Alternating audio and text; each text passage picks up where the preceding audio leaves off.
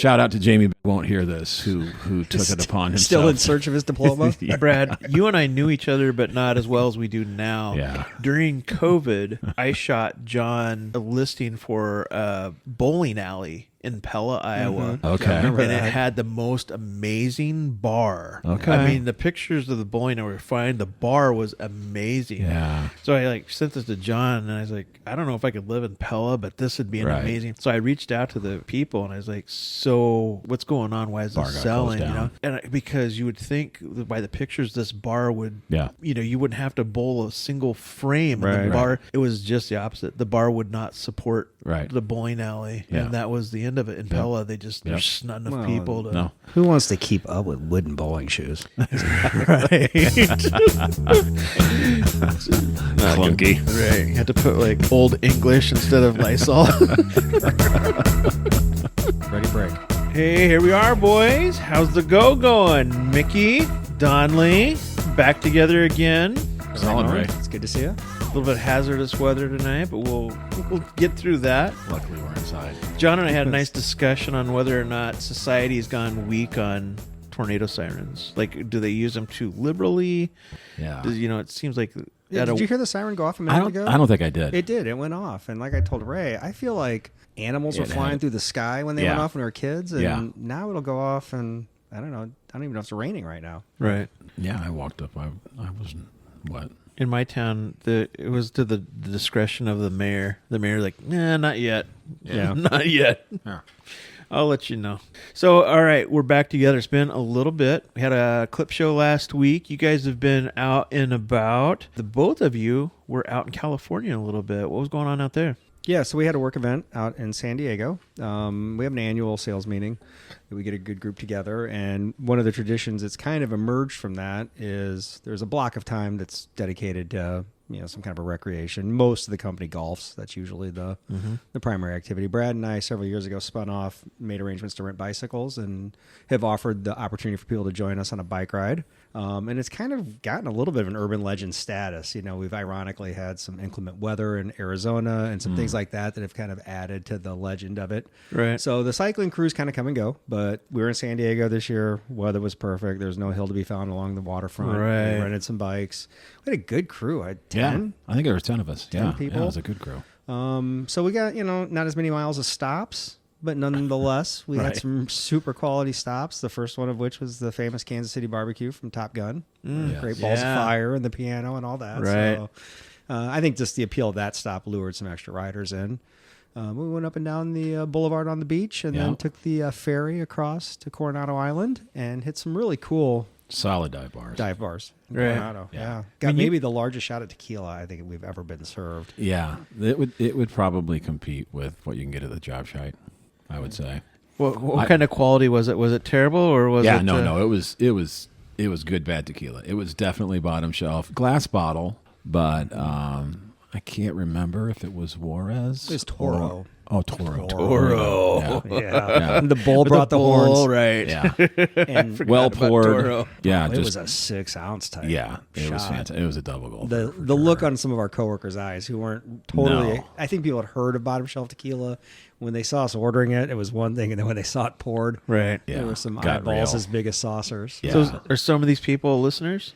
They are, Oh, yeah. yeah, There's and a few. yeah, we should probably give a quick shout out to the crew. Yeah. So we started Ryan, Alexis, Jess, Jessica, Adam, Matt, you, me, and is that all 10? Did I get 10? You have Schneider? Yeah, Yeah, Matt. Yeah. Yeah. So that Yeah. was our crew. Yeah. Good ride. And so we went from there to the bartender.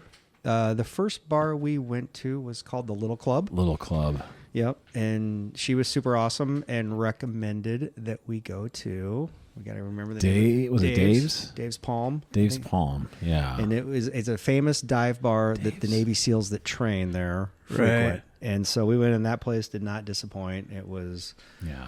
I don't know how to, maybe kind of the back of it kind of had a Hamburg Inn vibe, vinyl booze, a wood arched ceiling. And then, of course, Yeah. the decor was many people who had, patronized the place, SEALs, some that lost their lives Right. in the line of duty. So Yeah. there's some cool components there. The bartender there insisted or recommended that we have a shot of Jameson Yeah. with a pickle back because that is a traditional drink of the Navy. crew that goes in. So we figured, all right, we'll Yeah. do what the locals do. So Yeah. we had a good shot at Jameson with the pickleback, and then we were up against a time crunch because there's, we're dependent on a ferry to get us back. There wasn't really a way to Right. transport our bicycles across We that had body talked of water. about trying to take the bridge, but then decided against it, which It I was think was the 20 right miles move. to Yeah. the bridge. So Right. that would have killed everyone on our crew probably. So we made it to the ferry with just minutes, probably just Yeah. Brad fashionably was the last one to the ferry. So Right. we were navigating Yeah. our way back. I assumed, John, you'd have him hold it for me. Yeah, Right, that always works.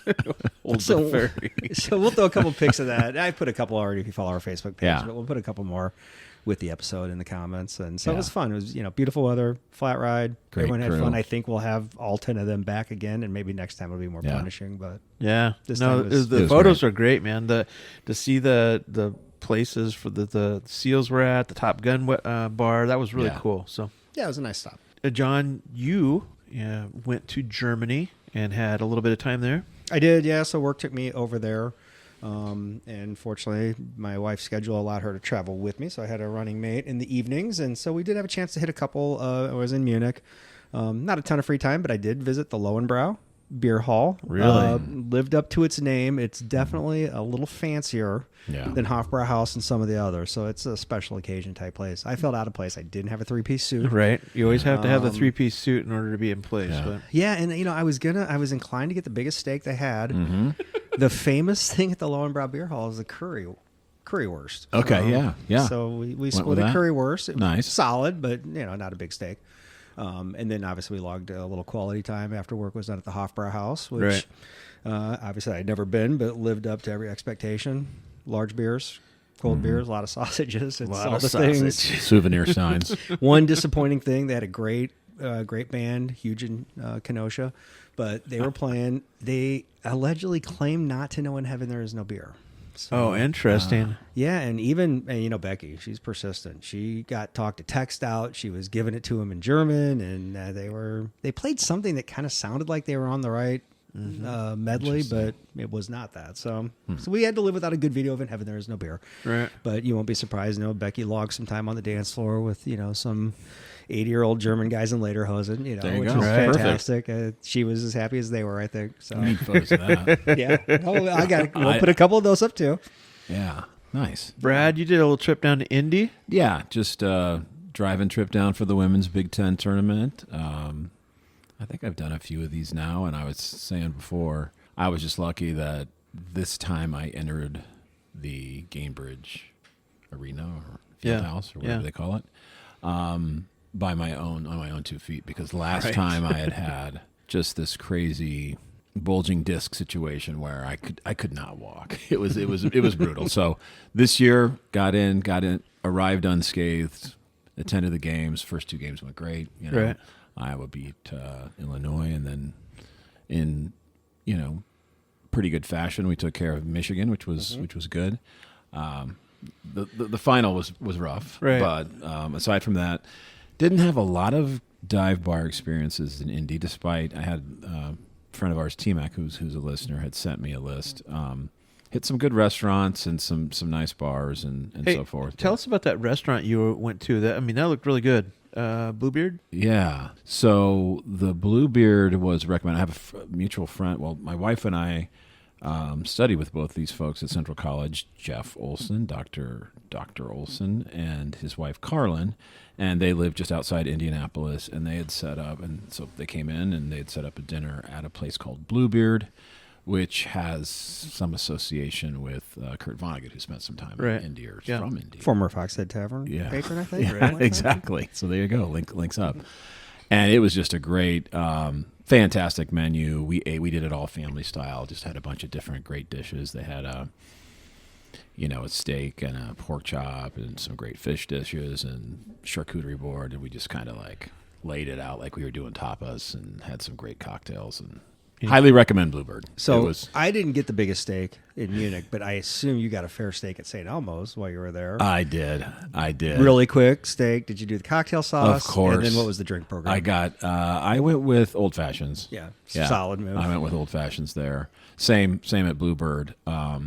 But what I was going to say, I think I kind of freaked out the other guests. So my wife and then David and Robin Thurm, and they ate the cocktail, or they ate the shrimp cocktail, but they were a little timid around how much of the horseradish sauce they put on it. So we had 2 orders of it, and I was not going to let any of this go to waste. So I was smearing it on crackers. I was smearing it on Right. Strong. bread. I was just eating it like I was letting no ounce of that go back. So let's talk a little bit about the St. Elmo's horseradish cocktail sauce. For those that don't know, it's a seafood cocktail sauce. It's shrimp cocktail. Basically ketchup and horseradish, except this stuff is off the charts horseradish hot. Yeah.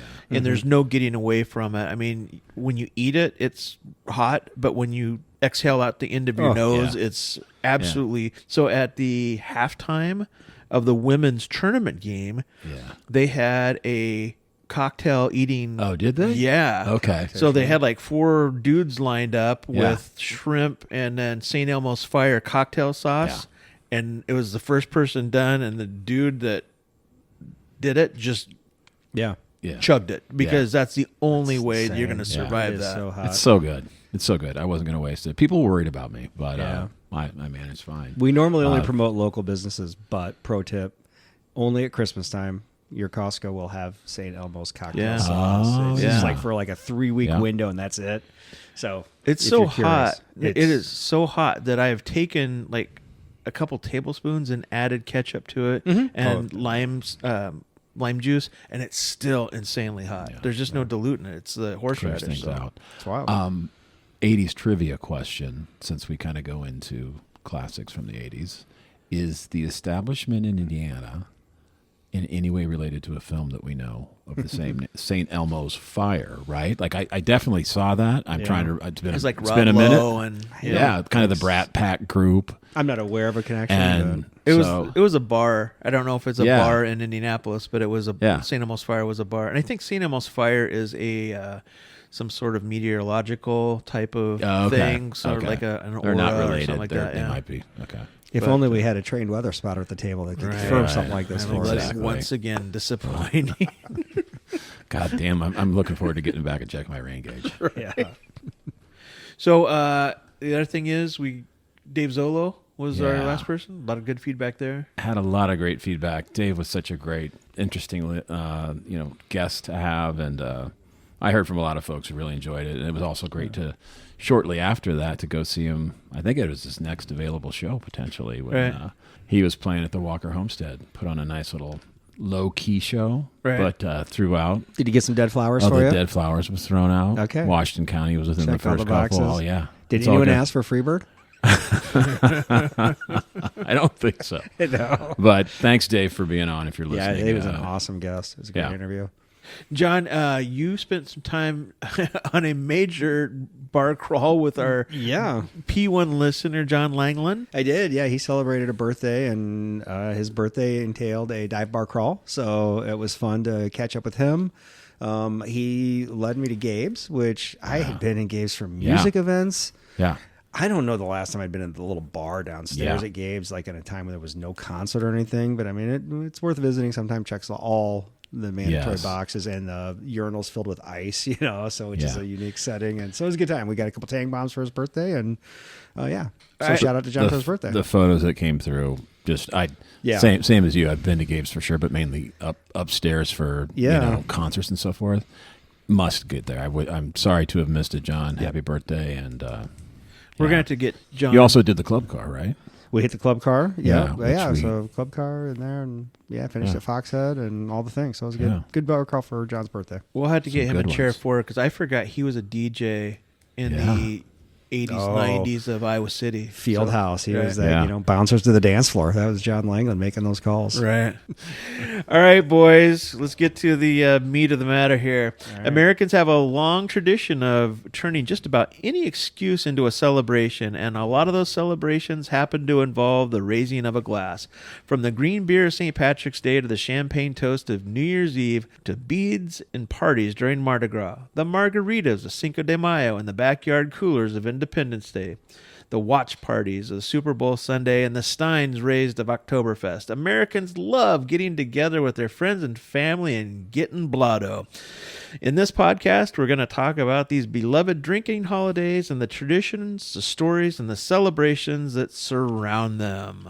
All right, I haven't told you guys this, but we're going to have a little format switcho changeo. All right. Right. Surprise. This is going to be a surprise to you guys. Let's do it. All right, we're going to gamify today's show. Okay. We're going to play a game called Wait. So hear me out. I've put the names of 10 holidays into this hat. I'm going to randomly draw them out one at a time. As each holiday is revealed, you're going to use the paper and pen in front of you and place the holiday somewhere between 1 and 5, with number 1 being the best drinking holiday and number 5 being the 5th best drinking holiday. After you place where you say you put it, then you have to defend that spot.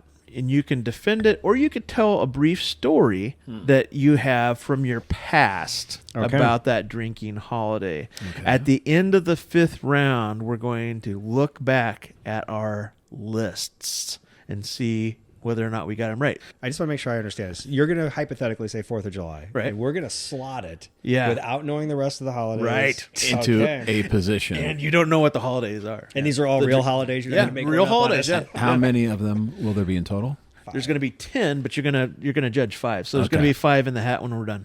Okay, good. And I don't know what they're going to be either. It's just going to be... Okay. All right, here's the exercise. The game the nation is going to love, so wait, hear me out. Okay. So your first drinking... Are we going to have to pay royalties to NPR for this? No. Okay. They're going to have to pay royalties to me. Wait, hear me out. Yes. Right. The first holiday, ironically enough, is the 4th of July. So is that the number 1 in your head? There's nothing else that could be above that for drinking holidays? Or is that a lousy holiday? Okay. And we're ranking 1 through 5 right now. So you can only have it once. Okay. So of all the drinking holidays that could be in that hat. Yeah. All right. This is interesting. Yeah. John, where'd you have it? I put number 2. Number 2. Yeah, that's not a bad play. Brad, what'd you have? I put it in 3rd place. Yeah. Yeah. You know, I love the 4th of July, especially in this area. I think Me too. Coralville has an amazing parade. If you've ever been a scout or a scout leader, you've probably been in it. Yeah. If you've owned a small business, you've probably been in Absolutely. it. But man, it's great. And it always culminates in a really nice 4th of July show. What are drinks you enjoy at the 4th of July? I'll tell you, for me, it's all about cold American yellow beer. Right. I think as a kid growing up, we would always 4th of July at my grandparents' house. They lived in proximity to City Park. It was the A position. Yeah. They were on the river. They had a swimming pool in the backyard. Oh, wow, yeah. And so it would, all day long, back in the day, people used to tube, and there was there were pontoon boats on the Iowa River. So we'd sit out there, the kids. We'd be at the pool. There's a flotilla all day. And then they used to do parachuters. Oh, cool. And when you saw the parachuters, then you knew it was time to migrate to City Park, because that's where the fireworks were. And that was the lead-in, right? So, and all day long, it was Miller Lite and Budweiser. The parents, grandpa, grandma, aunts, uncles, friends, everyone that gathered, and it was cold beer, hot dogs off the grill. And so that's what I've always associated with 4th of July. It's and just a lukewarm full day. potato salad. Yeah, right. Yeah. At the end of the afternoon, it's still... But yeah, that's to me, it's cold beer, stuff off the grill. Yeah. And pyrotechnics. I mean, what can go wrong? Agree. I don't remember 4th of July with a lot of detail, like parades, I guess, and stuff. Yeah. But of late, it's become like the second year we had moved back to the Iowa City area, we wanted to have a little event with the neighbors. And so now we've probably done it at least 10 or 12 years in a row. For the girls, I got an inflatable little water slide, right? And so the neighborhood kids come over, and I get the Weber grill out, and it's hot dogs and beers and an extensive spread of salads and lots. It's a lots of crock pots. Usually blow a fuse or two between the generator that inflates the slide and then all the crock pots hooked up to it. So yeah, that's very much, as John said, it's a beer thing. But then I don't know how or why, but early on I got known for making my mules. So we often Yeah. do Moscow mules Right. on the 4th of July. Well, I was for also those going that to like 'em. say the gin bucket. The has gin become bucket is a somewhat thing associated too. with your garage party. Yeah. So I think of the 4th of July as a fun drinking day. I'm also in host mode and trying to not burn the place down and Right. all those things. Some years better than others. Yeah, I mean there have been some mishaps, including this past summer. But I don't think of it as a going out to the bars or special Oh, no. drinks or like July 4th activities in the taverns. So Right. that's why I didn't think it necessarily would deserve for me like a Yeah. number 1 or 2 position. I think there are others. There are other holidays that are known for going out. Right. July 4th is more of a hang with friends, like you're saying, your Yeah. family down the river, hang at the, open up the garage and do that. But I don't really associate the 4th with hitting Yeah. pubs necessarily. I'm trying to think of. From here on out, I would put your mind frame in. It could be backyard stuff. Yeah, From okay. here on Yeah. out, yeah. So we share a mutual friend with the name of Brian, Yeah. who about 10 to 12 years ago went and got his certification to buy and shoot off fireworks. Yeah. And about 10 or 12 years ago, he asked me if I would come over and help him. And I thought what I was going to be doing was just kind of running behind the scenes and kind of Go and for jobs. Yeah, I show up at the 4th of July.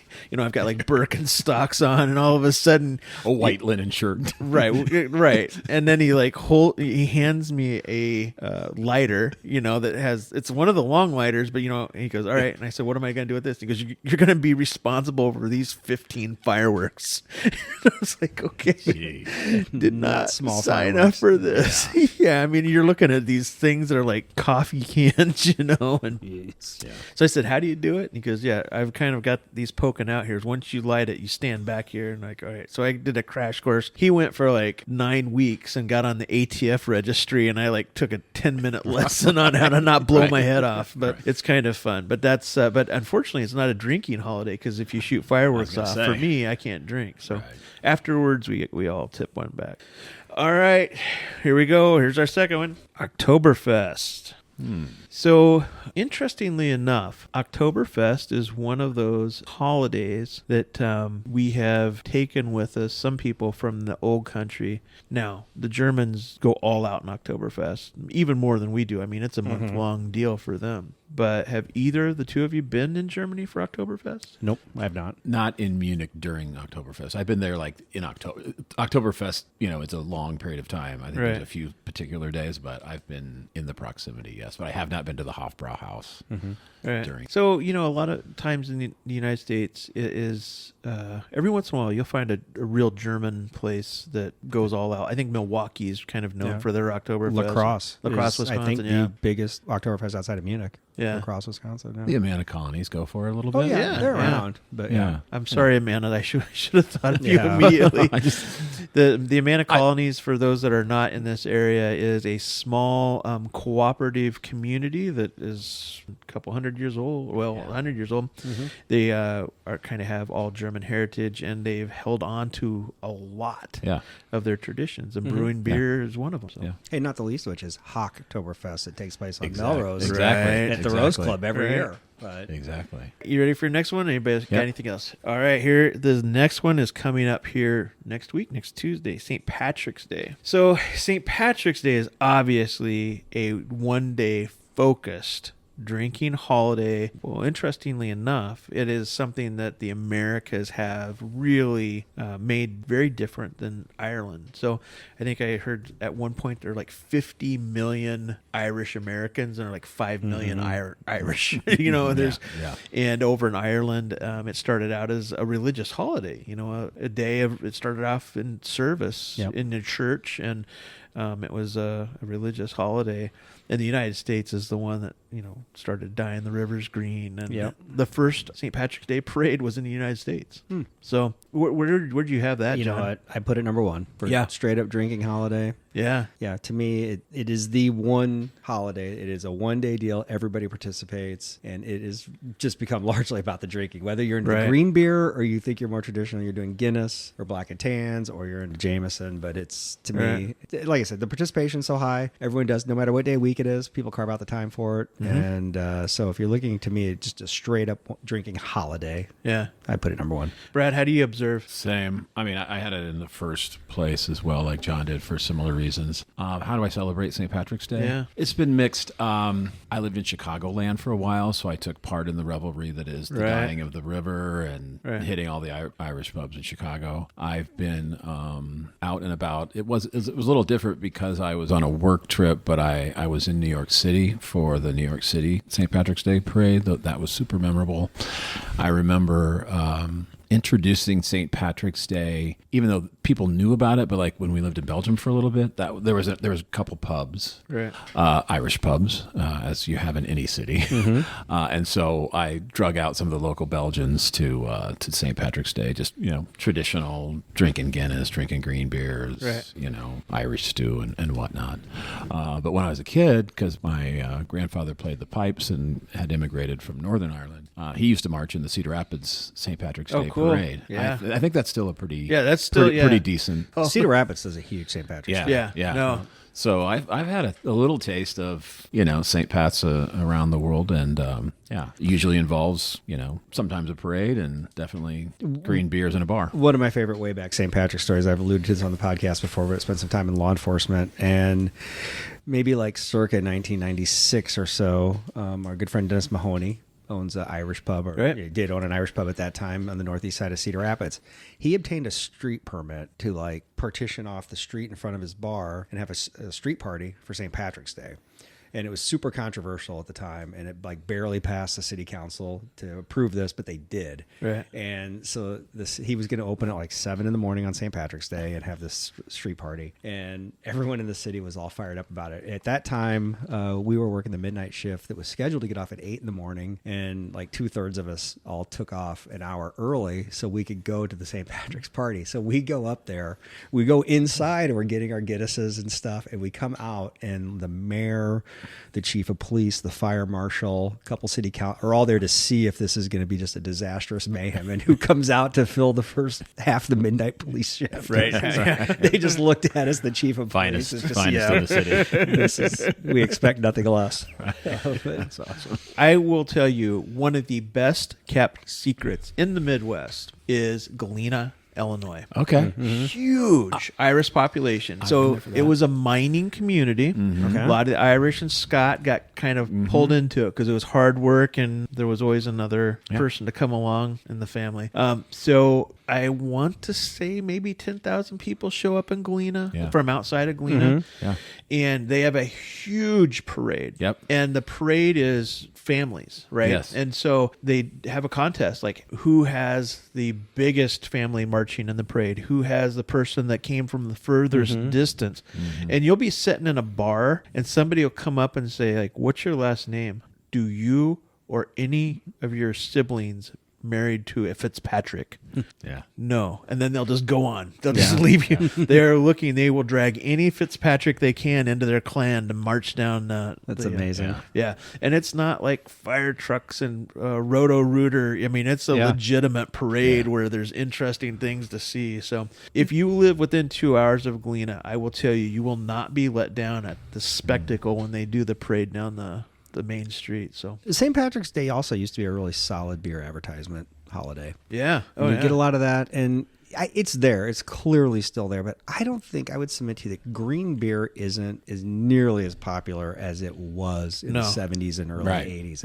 It was almost mandatory. Right. Like every beer you had that day was green, but it's still, you can still grab a green, I'm sure Bud Light, but You know who hated St. Patrick's Day? The dudes that had to clean lines at the bars the day after. Yeah, when you had to go in and clean all the lines out because it was, because the green beer. Oh, I man. wonder what the fire sale would if there had to be leftover kegs that you could have got so cheap. 2-3 days after, but yeah. I don't know if they still do it, but talking about advertising, I know it was always a kind of a thing to get the what was the name of the McDonald's Shamrock Shake. The Shamrock Shake. Do they still do Shamrock Shakes? Oh, yeah. Yes. Okay. They've not only do Shamrock Shake, they've expanded it out to like Oreo Shamrock Shakes Okay. now. And See, it's been a I've minute said since this before, but like eternal salvation, things like that are great. But the absolute best part of Catholicism was filet of fish and Shamrock Shake on Yeah. Fridays at Lent. I mean, Right.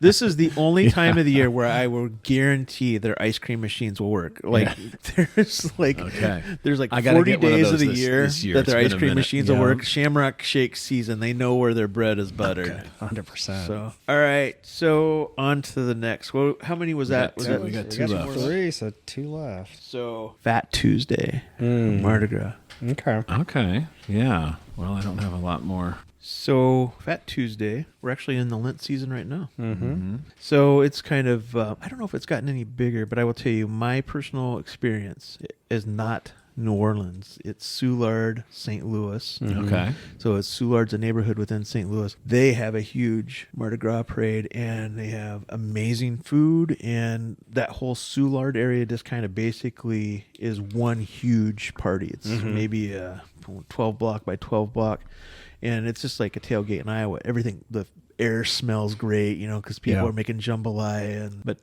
that's where I've celebrated many of Mardi Gras. Yeah. So anything to contribute? Anybody else? Well, I would say, so I put this number 5 on our list here. And the reason I did is just percentage of participation is what I would say. To me, Fat Tuesday is probably undeniably the biggest drinking, debauchery, all the things day. But I don't think nearly the percentage of people participate in it. So around here, Yeah. no one's going down to the bars downtown Iowa City, and it's like crazy like St. Patrick's On a Day. Tuesday, Yeah. Yeah, but Interestingly, I agree with that, especially from a U.S. perspective. But there are parts of the like Carnival. In Brazil, and so when I think of Fat Tuesday and Mardi Gras, I also think about because we did do. I've never celebrated. I've been to New Orleans but not during Mardi Gras. Right. But one observance we did was this. I was looking it up on my phone because I couldn't remember the name of it, but.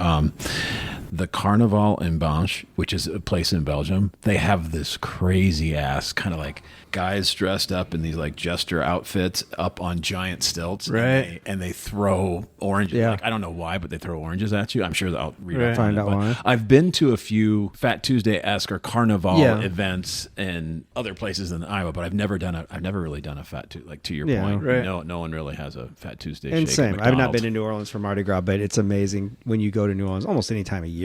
Yeah. The beads are constant. The tree, you can Yeah. tell they're old from Mardi Gras like months Right. before, but it's Yeah. just constantly there. And Bourbon Street or French Quarter is what it is 24/7. But so yeah, I think it's an amazing drinking holiday. Would probably rate higher if I felt like everybody participated all the time locally anyway. Fat Tuesday. I'm gonna reach into my hat here and pull out the last one. All right. Last one is Groundhog's Day. All right. Where'd you have that at, John? Yeah, well, the only spot I had left was 3. So Can you defend that? What did you have, Brad? Where'd you have it at? That lines up in number 5 position for me. All And right, I think that's John. right. Defend why Groundhog's Day is your number 3. yeah, well, maybe I'm the only one that you don't get up and put Bill Murray on, Right. And you crack a beer, Yeah. and you watch, and then when it ends, you Yeah. go back to the fridge, you reload, and Right. it's all day long, and it just happens over and over again. I like it, Yeah. John. Yeah, who doesn't? do Brad, that? can you tell me why you're so disappointed in Groundhog's Day as a drinking holiday? There's no groundhog drink. Oh, what would be in a What- groundhog? What would what be is- a groundhog drink for you? I think we should think of a groundhog. Yeah. What would be in a groundhog? Does it have cinnamon in it? Because it I'm thinking of something earthy. earthy, it's kind Yeah. of musky. Yeah. Sounds like a Malort-based drink. All right, so there's Something with some Malort. teeth to it. The groundhog. with maybe like a wiener wink in it. Yeah. Um, Is there something mushroomy in it? Is yeah, there- maybe. So yeah, if there was a better traditional groundhog beverage, then I Right. think it might deserve a better spot. But Yeah. Yeah. So John, let's go through your list 1 through 5. Well, I'm happy with most of it. At 1, St. Patrick's Day, I feel like no matter what else you pulled out of that hat, I would have kept that there.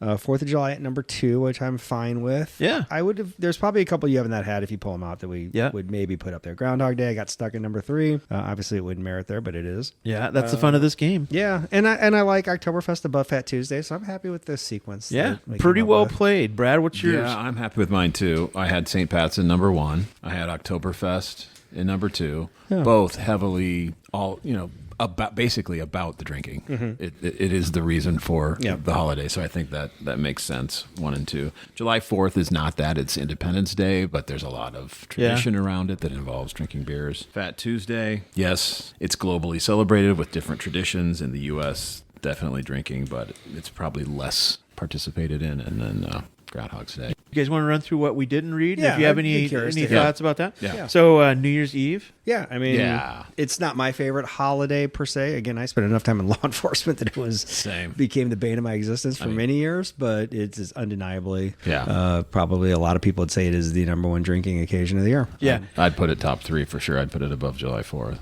Really? Yeah. I wouldn't. So I'll tell you why. I would put number 1. I was a bartender and I wasn't a big fan of New Year's Eve.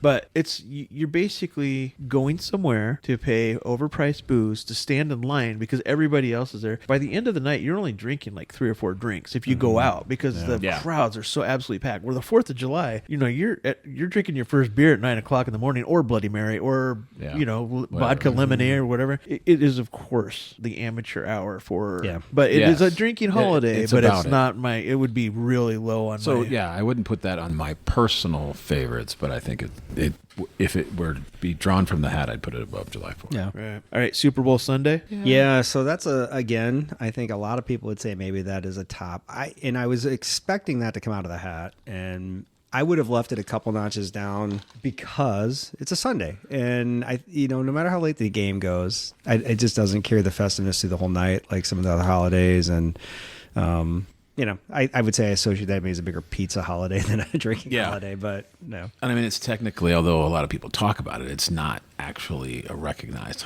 No one gets that. I mean, it is on a Sunday, so the day's off, but it's not like you get Monday off.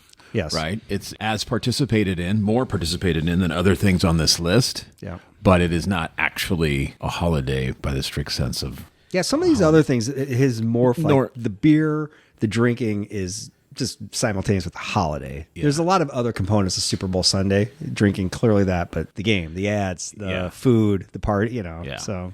Now, I've heard that there's a emerging subculture around because they do the game now like on Nickelodeon with like SpongeBob animation. Right. And I've heard that there's some people that will tell you it's becoming a cannabis holiday because watching the game on that channel with that presentation plays hand in hand with other libations. I think we did that at one of your Super Bowl parties one time. I think we switched over to watch. We switched over and watched it. Oh, I thought you were talking about the cannabis. No, not the cannabis, but we watched the SpongeBob. Yeah. All right, so the next one is Halloween. Yeah. Okay. I think it was with you guys where we talked about the fact that some people that don't have kids anymore are sitting out in their driveways with a cooler of beer or whatever. Yeah. So for the parents that are going through I was going to say, so to me, an emerging drinking holiday, relatively, because that has become, like when we were kids, our parent, one, they didn't accompany us trick-or-treating. Right. And 2, there was no, and now maybe they all gathered at the house and did fondue and drank while we trick-or-treated. They probably did. Right. We didn't, but that being said, nowadays it's almost as common to have fireball shooters as it is, mini Snickers, right? Because you're serving the adults and the kids. Yeah. And it's become a drinking holiday. But I will say, going back to a previous era, it was one of the holidays where you really would see the emergence of the Elvira in the bars. Oh, really? Yeah, really? Yeah. That's when the cardboard cutouts would go up. I don't know if you see it all the time. Sometimes they just don't take arguably the best of all beer advertisement holidays. Yeah. We had my freshman year in college. I was in a fraternity, and we had a party called Around the World, and where you did your dorm room as a theme, and then people kind of went from room to room. It was right around Halloween. That's how this is getting. So everybody was supposed to dress up as your theme, and then everybody that was touring the rooms would dress up as a group. And so we had a jungle juice theme, and at that time, Purple Passion was still very in vogue, right? Yeah. And so that was part of our thing. We kind of went short on cups, so the cups stayed in the Purple Passion, and you just came in and got it out of there. And then when you left the room, no germs can live in that, though, right? It'll be fine. So it's like the coffee pot at a hotel room, right? Exactly. exactly, stewardess. So Monday rolls around, and we're standing in line, and we all have purple all over our mouths that has inset. I mean, it's part of our pigment now. Yeah. And we were standing in line for breakfast on Monday morning, and there must have been 150 people that all had dyed purple. Beautiful. Yeah. And fingertips from pulling the cup out. Right. And that's all I could think of was like, you all drank out of the same 25 cups that we had. Right. So it had Everclear. So. Exactly. And who other than Brad could forget Spuds McKenzie as Dracula? Right. Exactly. Oh, yeah. But I mean, you're talking about college holidays, and this is one that obviously didn't make it into the hat or on the Finals list. week? Well, Just kidding. that was one, but as a proud graduate of the Central College Dutch, right? Tulip time. Oh, yeah. Tulip time. I've only been in Pella during college times, but Right. the students would take that. I mean, and Pella's a dry town, right? Right. And the campus is dry, and there's really not that many pubs. but Right. I just remember a particular evening, and I don't know that I've even had one since then, but this friend of mine named Jameson Bender got all kinds of sideways at Dirk Helder, which was the Strawtown Inn had this little bar below it, and we got into Long Island iced tea on Tulip time, and it turned into he got expelled from school based on kind of his behavior after that. So shout out to Jamie Bender, who won't hear this, who took it upon himself. Still in search of his diploma? Yeah. Brad, you and I knew each other, but not as well as we do now. Yeah. During COVID, I shot John a listing for a bowling alley in Pella, Iowa. Okay. I remember And it that. had the most amazing bar. Okay. I mean, the pictures of the bowling alley were fine. The bar was amazing. Yeah. So I sent this to John, and I was like, I don't know if I could live in Pella, but this would be an Right. amazing. So I reached out to the people, and I was like, so what's going on? Why is Bar this got selling? closed You know, down. because you would think that by the pictures, this bar would, Yeah. you wouldn't have to bowl a single frame. And the Right. bar, it was just the opposite. The bar would not support Right. the bowling alley. Yeah. And that was the end of it. In Pella, there's just not enough Well, people to. No. Who wants to keep up with wooden bowling shoes? Right.